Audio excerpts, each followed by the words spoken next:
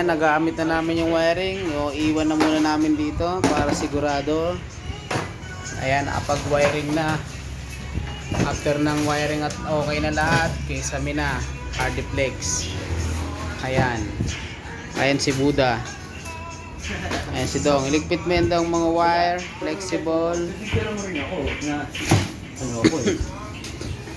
So dito na, ito yung molding, plastic molding.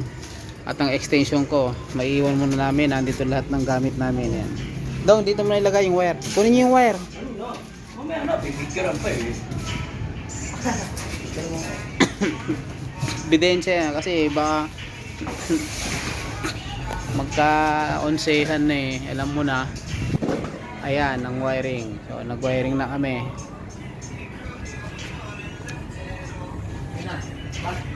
Ayan, pinapano kay Dong yung wire. Ayan. Yung kasama yun. Yung box, ito yung box ng ito yung lahat, kompleto. Andito sa box yung mga outlet, switch. Ayan. O, bilisan nyo ba? Picture pa kayo dyan ah.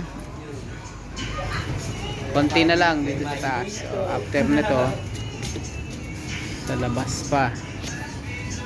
Yung kunin nyo yung wire daw. Para nakikita na tinatabi nyo dito yung wire. Paalam natin. Bigyan mo ko.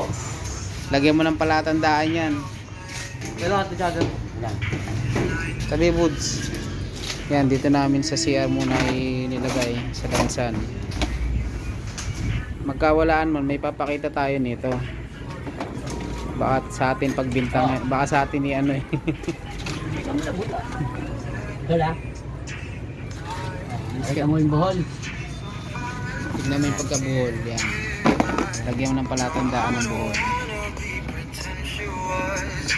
Palatandaan ng buhol. Yan. Ayan ang buhol. Tignan mo. Yun ang ayos. Ayaw. Okay. Tabunan mo ng flexible hose. Ayan. Buda. Yung plywood. Yan, lagay mo na rito lahat.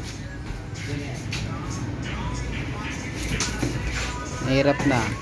Pag mawala man yan bukas, may papakita tayong video. Ayan. Niligpit natin. Dito.